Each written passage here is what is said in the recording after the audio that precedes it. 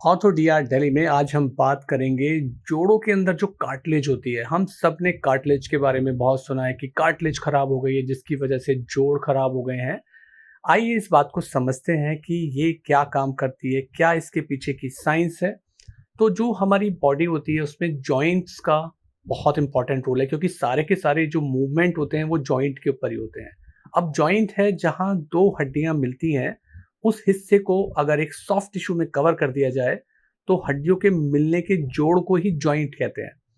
तो इसके अंदर बोन्स भी आती हैं, लिगामेंट्स भी आते हैं, इसके अंदर मसल्स का इन्वॉल्वमेंट भी होता है, टेंडन का भी होता है। ये सारी की सारी चीज़ें मिलके बॉडी को एक स्ट्रक्चर देती हैं, मूवमेंट देती हैं। अगर इस पूरे के पूरे सिस्टम में, मसल और स्केलेटल सिस्टम के अंदर कोई भी चेंज आ जाता है तो पेन होने लगता है। यानी कि ये बोन खराब हो जाए, जॉइंट खराब हो जाए, लिगामेंट खराब हो जाए, मसल खराब हो जाए, टेंडन खराब हो जाए तो ये पेन करने लगती है। जो जॉइंट सबसे अच्छे होते हैं उनको हम बोलते हैं साइनोवियल जॉइंट। एक फ्लूइड होता है जॉइंट के अंदर जिसको आम भाषा में लोग ग्रीस बोल देते हैं समझाने के लिए, पर वो साइनोवियल फ्लूइड होता है जो जोड़ के अंदर मूवमेंट देता है। इसी हड्डी के आखिरी हिस्से के ऊपर जो कार्टिलेज चढ़ी हुई होती है बोन के ऊपर, उसको हम बोलते हैं आर्टिकुलर कार्टिलेज। और इसका काम होता है ग्लाइडिंग मूवमेंट करने का, कि जोड़ अंदर बाहर और मुड़ता है, सीधा होता है। साथ ही साथ चलने पे जैसे घुटने के जोड़ में मैकेनिकल इम्पैक्ट पड़ता है, जोर भी पड़ता है, तो ये सब झेलने का काम भी आर्टिकुलर कार्टिलेज करती है। ये बनी हुई होती है एक स्पेशल टाइप की कार्टिलेज जिसको हम बोलते हैं हाइलिन कार्टिलेज। अब ये जो है इसमें कुछ ऐसे कंपोनेंट होते हैं जिसके नाम पे बहुत सारी मार्केट में दवाइयां भी आती हैं जो दावा करती हैं कि वो इन कार्टिलेज को दोबारा से बना देंगी। जैसे कि ये कार्टिलेज बनी हुई होती है कोलेजन के फाइबर से। तो आप देखेंगे मार्केट में बहुत सारी मेडिसिन होती हैं जो कोलेजन के फाइबर की बनी हुई होती हैं। इसके साथ साथ इसमें प्रोटीओग्लाइकेन्स होते हैं, हाइलुरोनिक एसिड होते हैं, जिनका एक स्पेशल प्रॉपर्टी होता है कि ये वाटर को एब्जॉर्ब कर लेती है। अगर ये वाटर को एब्जॉर्ब कर लेती है तो ये कार्टिलेज जो है जोड़ के आखिरी हिस्से पे जो होती है, ये स्पंज की तरह काम करती है। तो जब भी आप वेट रखते हो, कार्टिलेज पे प्रेशर पड़ता है, तो पानी जो होता है वो निकल के कार्टिलेज से बाहर जॉइंट में आ जाता है। और जैसे ही आपका प्रेशर हटता है, ये पानी वापस से एब्जॉर्ब होकर कार्टिलेज के अंदर आ जाता है।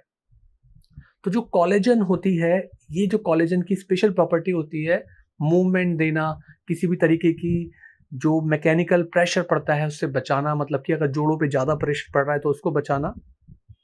अच्छा, इस कार्टिलेज के अंदर और अंदर अगर गहराई से जाएं तो दो चीज़ें होती हैं जिनका काम होता है कि कार्टिलेज में होने वाली छोटी मोटी टूट फूट को ठीक करना। ये ग्रोथ फैक्टर से होते हैं और प्रोटीलाइटिक एंजाइम होते हैं, कि अगर छोटी मोटी कोई प्रॉब्लम आती है कार्टिलेज में तो ये मैनेजेबल है।